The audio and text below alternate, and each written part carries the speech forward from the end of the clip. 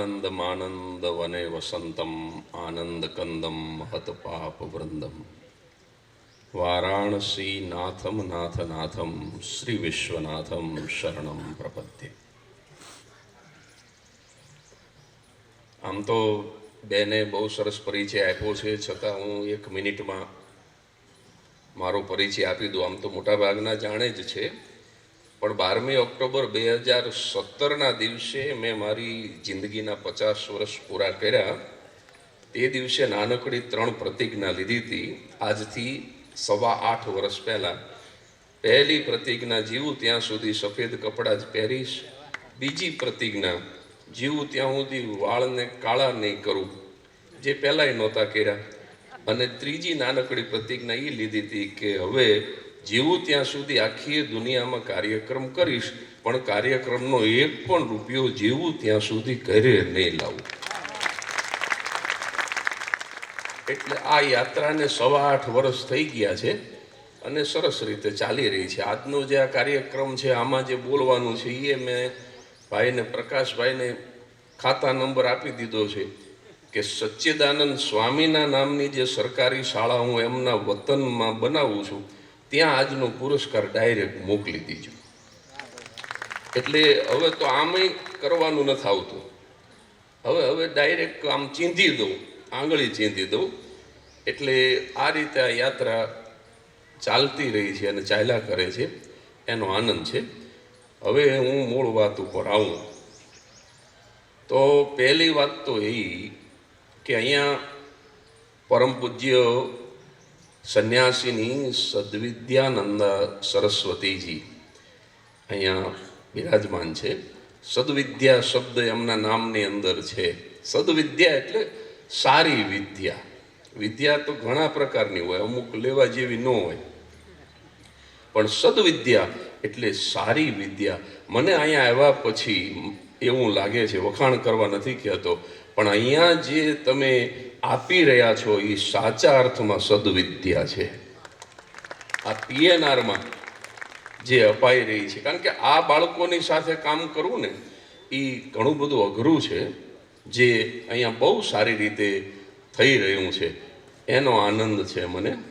અને આપણે ત્યાં હિન્દુ જે વૈદિક આપણો જે સનાતન ધર્મ છે એની અંદર જે 4 આશ્રમ કીધા ને, અત્યારે મને એવું લાગે છે બહુ બુદ્ધિપૂર્વક આપણા પૂર્વજોએ, ઋષિમુનિઓએ આ 4 આશ્રમ કયા હશે કદાચ, કે પહેલાં જે 25 વર્ષ છે એમાં વિદ્યાભ્યાસ કરી લેવો અને પછીના 25 વર્ષ ગૃહસ્થાશ્રમ શરૂ કરી દેવો અને જરૂરી જીવન ઉપયોગી અર્થ ઉપાર્જન કરી લેવું. પણ પછી વાનપ્રસ્થાશ્રમ જે છે 50 થી 75 સુધીનો, એમાં તમે જે ધંધો કરતા હોય પછી તમારે નથી કરવાનો, તમારા ઉત્તરાધિકારીને સોંપી દેવાનો. તમારે માત્ર દ્રષ્ટિ રાખવાની કે બરાબર કરે છે કે નહીં, તમારે નહીં કરવાનું. એટલે એક આંખ વન તરફ અને એક આંખ સદન તરફ. તમારા ધંધામાં, તમારા ઘરમાં, પરિવારમાં નજર રહેવી જોઈએ, પણ એ ધંધો નહીં કરવાનો. અને એ 25 વર્ષનો જે વાનપ્રસ્થાશ્રમ પૂરો થાય પછી જે 75થી શરૂ થાય એ સંન્યાસ આશ્રમ, એમાં તો પછી સમાજને પણ છોડી દેવાનું.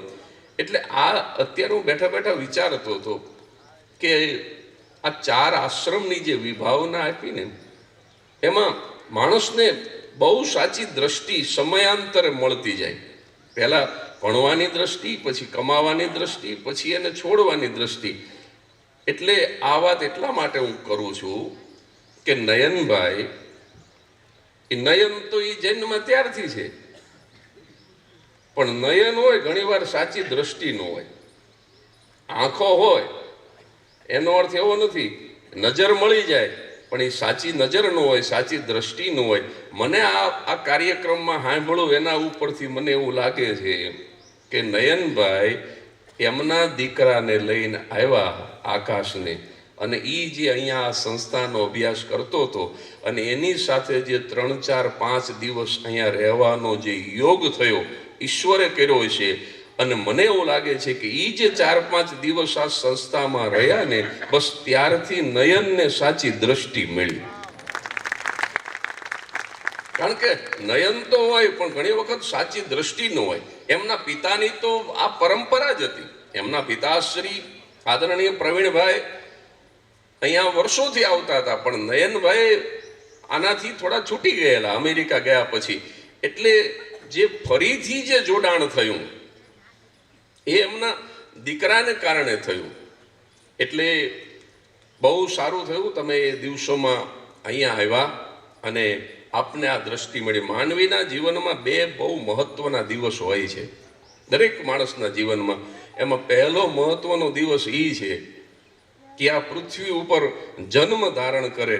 પણ બીજો બહુ અગત્યનો મહત્વનો દિવસ, આ હું બોલત નહીં પણ અત્યારે મને નયનભાઈ યાદ કરાવ્યું. મને કે અમેરિકામાં તમે બોલ્યા હતા અને આ કહેજો એટલે વળી પાછું યાદ આવ્યું. અને બીજો મહત્વનો દિવસ એ છે સાહેબ કે એને ખબર પડી જાય કે હું આ જગતમાં શું કામ આવ્યો છું. ઘણી વખત 80 વર્ષ સુધી ખબર નથી પડતી કે આપણે આ ધક્કો શું કામ ખાતો.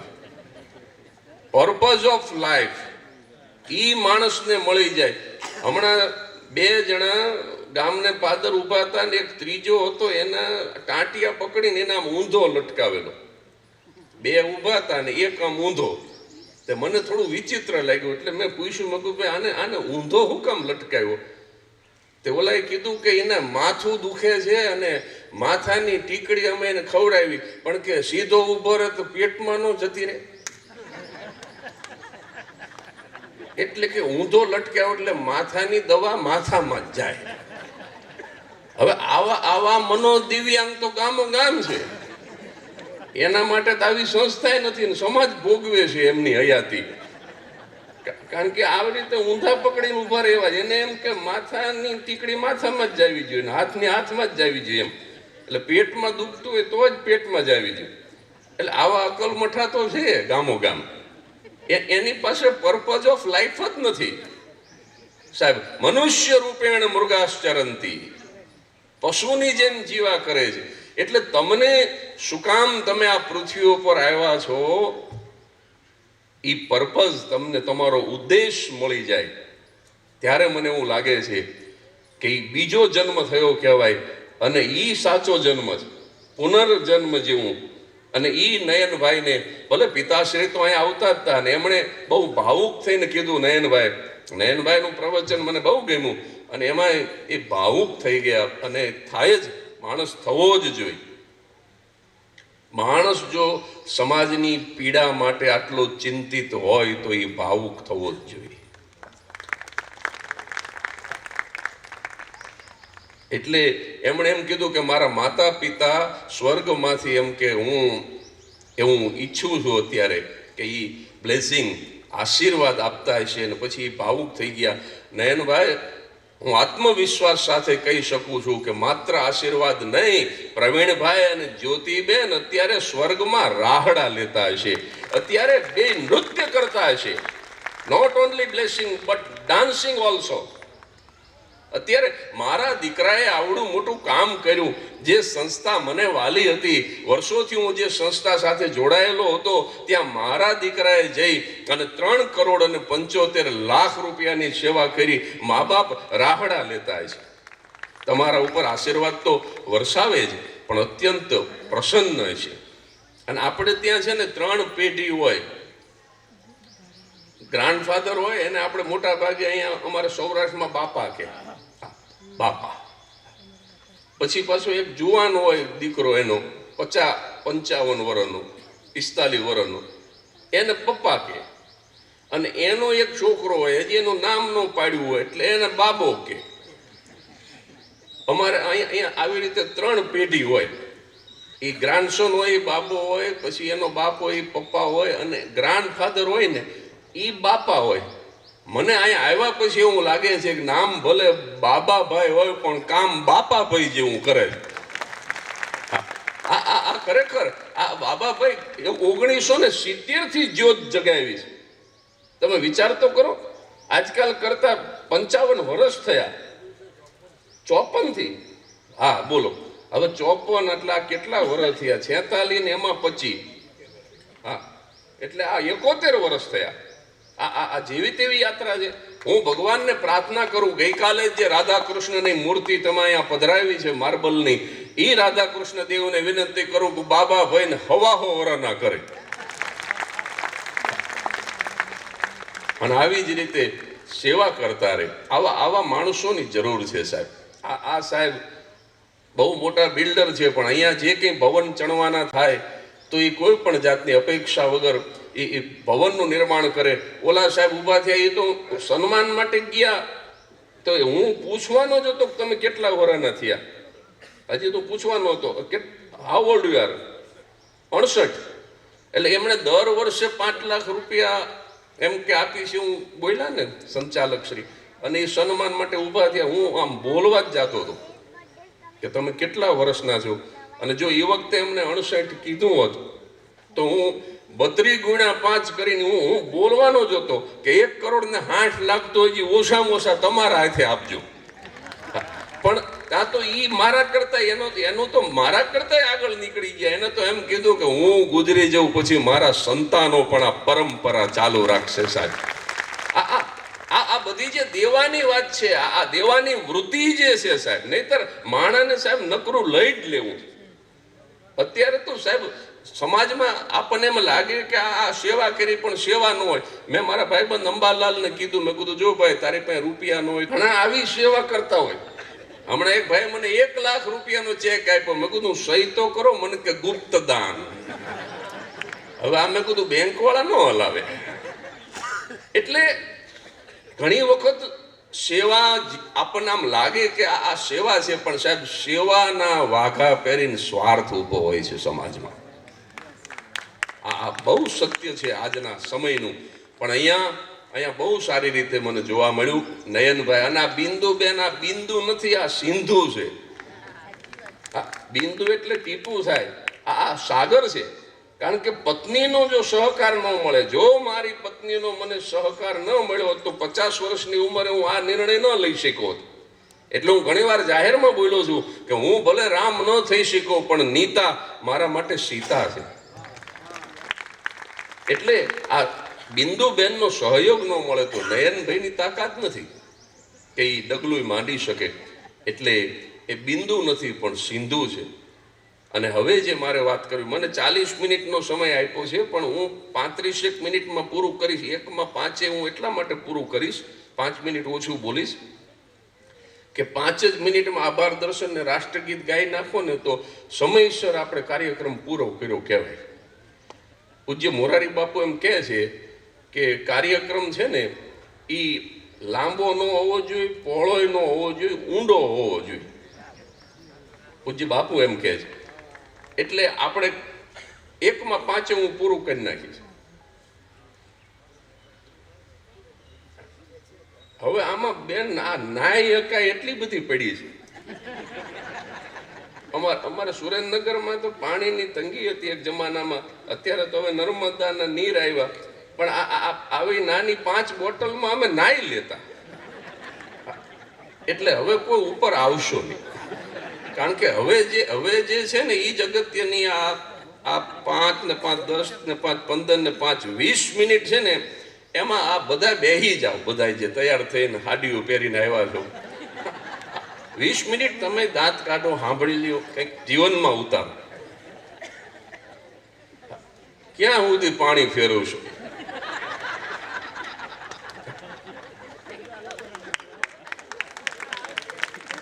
અમુક વાત સમજાય તો એની મજા છે. તો મારે દાતાનું શું મહત્વ છે સાહેબ? આ સંસ્થા આમના જેવા બિલ્ડર કદાચ કોઈ પણ જાતનો ચાર્જ લીધા વગર બનાવી દે, બાબાભાઈ જેવા આર્ષ દ્રષ્ટા પોતાનું જીવન સમર્પિત કરી દે, અને આ શિક્ષકો કે જેનું ખૂબ એની સારી વંદના સ્વામી સદવિદ્યાનંદ સરસ્વતીજીએ કરી. પણ દાતાઓનું શું મહત્વ છે એ મારે વાત તમને કરવી છે. સત્ય ઘટનાનો પ્રસંગ છે.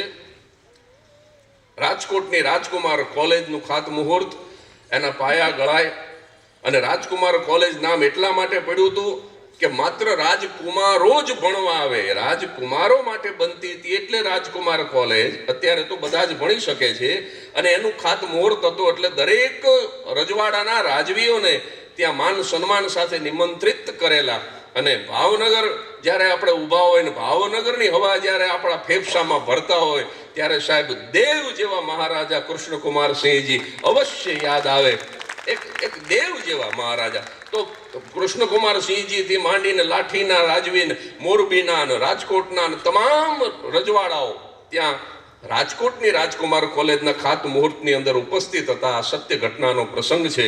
અને એમાં વિધિ એવો હતો કે દરેક રાજવી એના પાયાની અંદર બબે ખોબા ધૂળ નાખે અને એ રીતે એ મુહૂર્ત સંપન્ન થાય. પણ જ્યારે વારો આવ્યો જસદણ દરબાર સાહેબ આલા ખાચરનો, જસદણ નયનભાઈ બહુ નાનકડું સ્ટેટ રજવાડું, અને એના દરબાર સાહેબનો જ્યારે વારો આવ્યો એટલે તરત જ એમણે કારભારીને કીધું કે કારભારી જરાક ચાંદીના સિક્કા લાવજો ને.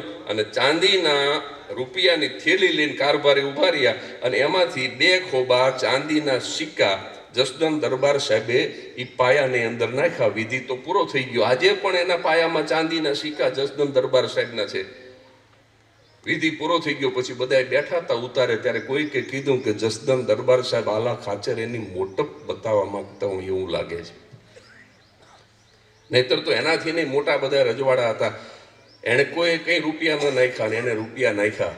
અને આમ જ્યારે કીધું ત્યારે જસદણ દરબાર સાહેબ વિનમ્રતાથી બધાએ રજવાડાઓના રાજવીઓને 2 હાથ જોડીને એટલું બોલ્યા હતા કે હું કહેતા હરિદુભાઈ, મારું સ્ટેટ તો બહુ નાનકડું છે, તમે બધા તો બહુ મોટા છો, હું જરાય મારી મોટપ દેખાડવા નહોતો માગતો, પણ એક નાનકડા જસદણ સ્ટેટના રાજવી તરીકે, એક નાનકડા દાતા તરીકે મારા વિસ્તારમાં થોડી ઘણી સુવાસ છે અને દાતા ઉઠીને જો હું મારા ખોબામાં ધૂળ ભરું ને તો મારી દાતારી લાજે ભલા માણસ.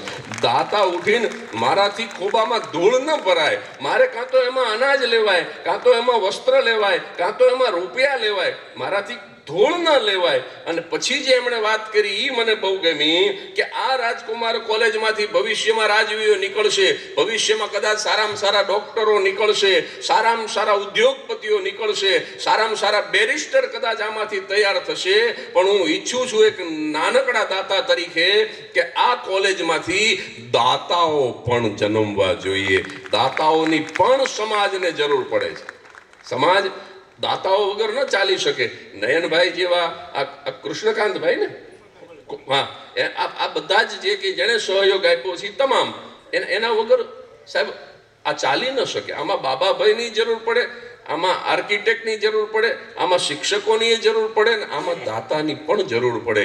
અને એ દરબાર સાહેબના જીવનનો એક પ્રસંગ મને બહુ ગમે છે, જસદણ દરબાર સાહેબના જીવનનો, કે એક દિવસ કારભારી આવીને કીધું, નયનભાઈ આ તમને બહુ ગમશે. કારભારી એક દિવસ દરબાર સાહેબને આવીને કીધું કે બાપુ હવે તમારી ઉદારતા થોડીક ઓછી કરી નાખો. કે કેમ? તો કે રાજની તિજોરીને તમારી આવડી મોટી ઉદારતા પરવડતી નથી. હવે આપણી પરિસ્થિતિ પહેલા જેવી નથી, તમે થોડુંક આપવાનું ઓછું કરી નાખો. કારભારીએ કીધું, જે વહીવટ પૈસાનો સંભાળતા. એટલે જસદણ દરબાર સાહેબે કીધું કે હું શું કરું, મારી પાસે માગવા વાળા આવે, હું રહી નથી શકતો. મને ખબર છે કે હવે ભૂતકાળમાં હતી એવી સારી પરિસ્થિતિ અત્યારે નથી, પણ મારી પાસે માગવા વાળા આવે, હું રહી નથી શકતો, મારાથી દેવાઈ જાય છે. અને આમ જ્યાં જસદણ દરબાર સાહેબે કીધું ત્યારે કારભારીએ કીધું કે બાપુ એ તો ગોળ હોય ને અહીંયા માખીયું આવે. એનો મતલબ એવો નહીં કે દે કરું, પણ સાહેબ ગોળ હોય ત્યાં માખીયું આવે. આ શબ્દ જસદણ દરબાર સાહેબના હૃદયની અંદર ફોહરા નીકળી ગયા. સાહેબ રાતના 2 વાગ્યા છે, દરબાર સાહેબને નીંદર નથી આવતી. રાત્રે 2 વાગે માણસને દોડાયો કે અત્યારે કારભારીને જગાડો અને અહીં દરબારગઢમાં લઈ આવો. અને માણસ દોડ્યો સાહેબ, અને કારભારીના ઘરની હાંકળ ખખડાવી અને આંખું ચોળતા કારભારીએ બારણું ખોલ્યું કે કોણ? તો કે દરબાર સાહેબ તમને બોલાવે છે. અત્યારે રાત્રે 2 વાગે? કે હા 2 વાગે. અને કારભારી દોડ્યા, દરબારગઢમાં આવ્યા. આ સાહેબ સત્ય ઘટના છે. એ જસદન દરબાર સાહેબે દરબારગઢની અંદર આમ ફ્લોરિંગ ઉપર એક ચાદર પાથરેલી, એ આમ ચાદરનો ખૂણો પકડી અને જસદન દરબાર સાહેબે આમ ચાદરને આગી કરી તો એની નીચે ગોળની 15-20 ભેલીઓ પડી હતી. અને પછી જસદન દરબાર સાહેબે કારભારીને રાત્રે 2-2:30 વાગે પૂછ્યું કે જોવો જોઈએ કારભારી, માખીયું છે? કારભારી કે દરબાર સાહેબ કેવી વાત કરો છો, રાત્રે તો માખીયું ન જ હોય ને, માખીયું તો દી હોય તો આવે. અને આમ જ્યાં કારભારીએ કીધું કે માખીયું તો દી હોય તો આવે, અને ત્યારે આલા ખાચર જસદન દરબાર સાહેબ બોલ્યા હતા કે માગવા વાળાએ માણસનો દી હોય તો માગવા આવે. સાહેબ, જે દિવસે માણસનો દિવસ ફરી જાય, તમે કંકોત્રી લખો તો પણ તમારા ઘરે મહેમાન નહીં આવે. જે દિવસે તમારો સૂરજ તપતો હોય ત્યારે જ તમારી પાસે યાચકો આવે. તમારો જ્યારે સૂરજ મધ્યાહને તપતો હોય ત્યારે જ લોકો આશ લઈને આવે સાહેબ. પણ જે દિવસે તમારો દી ફરી જાય તે દિવસે તમે કંકોત્રી આપો તો પણ તમારા ઘરે મહેમાન ન આવે. જો તમારા આંગણામાં મહેમાન હુકાતા ન હોય, રોજ તમારા ઘરે કોઈ ને કોઈ મહેમાન આવતું હોય, તો માનજો કે અત્યારે તમારો સૂરજ મધ્યાહને તપે છે. એટલે દી હોય તો માગવા વાળા આવે, આવે છે તો મને આપવા દે. આ ભાવના જસદન દરબાર સાહેબના જીવનનો પ્રસંગ અત્યારે મને એટલે યાદ આવ્યો કે નયનભાઈ, અત્યારે તમારો સૂરજ મધ્યાહને તપે છે. અત્યારે ગામો ગામથી, દરેક દેશમાંથી તમારી પાસે આશા લઈ અને લોકો આવ્યા જ કરશે. અને તમારા માતા પિતા તમારા ઉપર કાયમ પ્રસન્ન રહે, તમારા કુળદેવતા તમારા ઉપર કાયમ પ્રસન્ન રહે, અને તમારી ભાવિ પેઢી પણ ખૂબ સુખી થાય એટલા માટે થઈને આવી જ ઉદારતાથી આપતા રહેજો, આપતા રહેજો, આપતા રહેજો.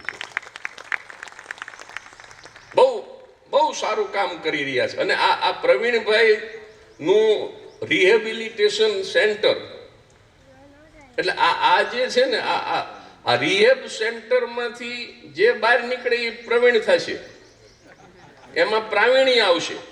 પ્રવીણ મતલબ એમાં પ્રાવીણ્ય આવશે. અને આ સ્કિલ ડેવલપમેન્ટ જે છે, જેની સ્કિલ ડેવલપ થાય છે એના જીવનમાં જ્યોતિ થશે. જો આ એક ને બે જેવી વાત છે, બરાબર. અને આ પીએનઆર તો છે ને, રેલવેમાં રિઝર્વેશન લઈને એમાં પીએનઆર આપે. આ તમારું રિઝર્વેશન પાકું થાય એનો પીએનઆર હોય. તમે અમારે વેઇટિંગમાં છે, વેઇટિંગમાં તો કે પીએનઆર બોલો, બોલો. ટીસી રાતે 2 વાગે મારો દીકરો આપણને ખખડાવે, પીએનઆર બોલો, અને આપણે ઓશિયાળા ઊભા હોય. એટલે પીએનઆર છે ને, એ સાહેબ રિઝર્વેશનનો પીએનઆર છે. મને એવું લાગે છે કે સ્વર્ગમાં રિઝર્વેશન કરાવવું હોય ને તો આ પીએનઆર સુધી ધક્કો ખાવો જોઈએ. આ પીએનઆર નંબર લઈ લેવો જોઈએ. આ પીએનઆર એટલે એક નાનકડી વાત કરી અને મારી વાત પૂરી કરું. સમયની સાથે આપણે ચાલવું છે, અને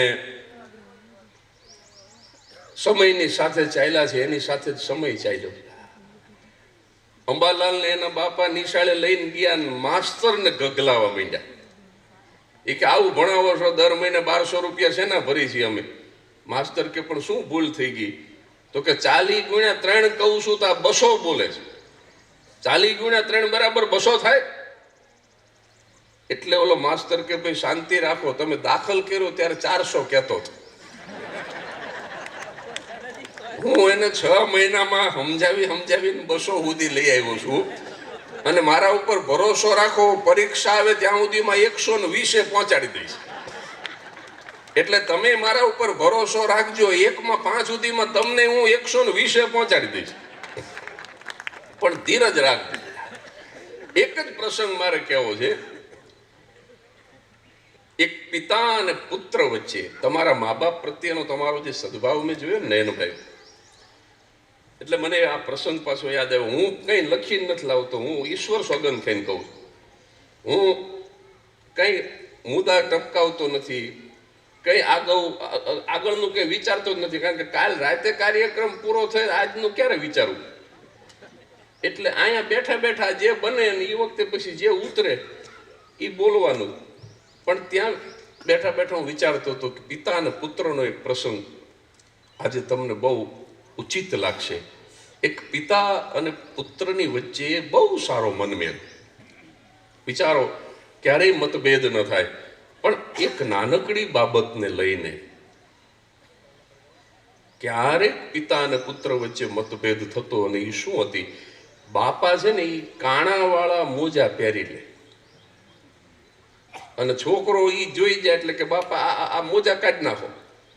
આપણે ગરીબ હતા ત્યારની વાત જુદી છે. હજી હમણાં હું 10 જોડી નવા મોજા લઈ આવ્યો, નવા પહેરો. એના બાપા પણ મારે ક્યાં બૂટ કાઢવા છે? કોણ જોવાનું હતું કે આમાં અંગૂઠો દેખાય છે? દીકરો કે બીજા જોવે કે ન જોવે, મને ને તમને તો ખબર છે ને કે આ કાણાવાળા છે. અને સાહેબ, આપણે બીજાને છેતરીને એ પહેલા આપણે આપણી જાતને છેતરતા હોય છે. કારણ કે આપણો આત્મા તો ના પાડતો હોય કે આ ધંધો ન કરાય. એને છેતરીને આપણે બીજાને છેતરવા જઈએ છીએ. એટલે પહેલા તો આપણે છેતરાય છીએ, પછી બીજા છેતરાય છે. બીજા જોવે કે ન જોવે, મને ને તમને તો ખબર છે ને કે આ મોજા કાણાવાળા, આ કાઢી નાખો, નવા પહેરી લો. આ એક જ બાબતને લઈને ક્યારેક ક્યારેક પિતા અને પુત્ર વચ્ચે મતભેદ થતા. આવું 2-3 વખત બન્યું હતું. 2-3 મહિના થાય ને વળી બાપા પાછા જૂનવાણી એ વળી પાછા પહેરી લઈને છોકરો કઢાઈ નાખે. આવું 3 વખત બન્યું હશે. પણ એક દિવસ સાંજે પિતાએ પોતાના પુત્રને બોલાવીને કીધું કે બેટા, મારી પાસે બેસ, મારે તને એક વાત કરવી છે. એટલે દીકરો બેઠો કે બોલો પપ્પા. તો કે મને એવું લાગે છે કે હવે હું વધારે નહીં જીવું. ત્યાં તો છોકરો ઊભો થઈ ગયો. એ કે બાપા એવું ન બોલશો. તમે પેટે પાટા બાંધીને અમને બધા ભાઈ બહેનને ભણાવ્યા, ગણાવ્યા, પરણાવ્યા, સમાજમાં રહેવાને માટે લાયક બનાવ્યા. તમે મિલની અંદર રાત પાળીની નોકરી કરીને રાતોની રાતો જાગીને તમે અમારા દિવસ ઉજળા કર્યા. અને તમે એવું ન બોલશો કે હું આ દુનિયા છોડીને જતો રહેવાનો છું. કારણ કે બાપ જ્યાં સુધી બેઠો હોય ને નયનભાઈ, ત્યાં સુધી કોઈના બાપથી બીવાની જરૂર ન પડે છોકરાને. જ્યાં સુધી બાપ બેઠો હોય. ઉપાધિ કોઈ તું કરમાં, હજુ હું બાપ બેઠો છું. હજુ હું બાપ બેઠો છું.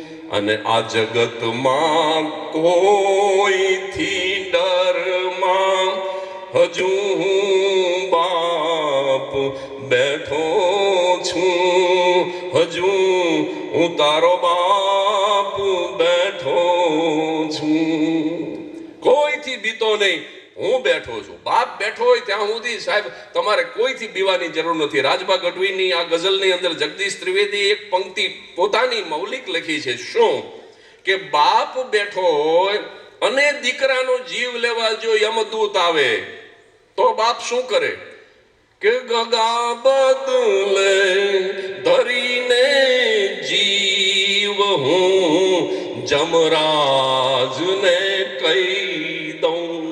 મારા દીકરાને બદલે મારો જીવ આપી અને હું યમરાજને ખખડાવીને કહી દઉં. શું કે ગગા બદલે ધરીને જીવ હું જમરાજને કહી દઉં કે ફરક તો નહીં ફરી ઘરમાં, હજુ હું બાપ બેઠો છું. મારા દીકરાનો જીવ લેવા આવતો નહીં આ ઘરમાં કોઈ દી. હું બેઠો છું ત્યાં સુધી મારા દીકરાને હું મરવા ન દઉં. આ બાપ છે, આ પિતા છે.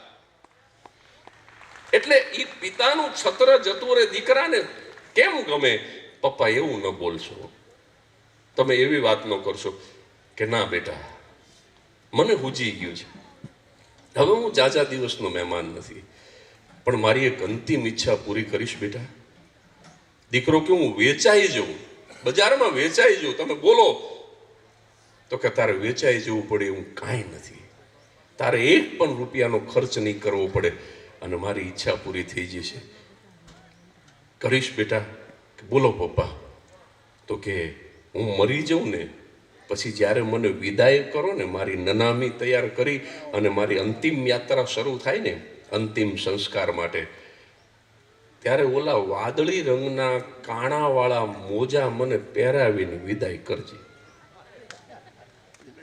ઓલો છોકરો કે પપ્પા આવી ઈચ્છા? તો કે આ એક ઈચ્છા છે બેટા, તારાથી થાય તો પૂરી કરજે. અને સાહેબ, એક સાંજે પિતા અને પુત્ર વચ્ચે આ વાત થઈ અને 7 જ દિવસ પછી પિતાને તાવ આવ્યો, 3 દિવસ તાવ રહ્યો, 10મા દિવસે બાપ ગુજરી ગયો. અને નનામી તૈયાર થતી હતી અને દીકરાને અંતિમ એ મુલાકાત યાદ આવી, પિતાની ઈચ્છા યાદ આવી. અને સાહેબ, કાયમ જે વાદળી રંગના મોજા કઢાવી નાખતો તો એ છોકરો જાતે કબાટની અંદર નવા મોજા આગા કરીને વાદળી ગોતવા માંડ્યો કે ઓલા કાણાવાળા વાદળી મોજા ક્યાં છે.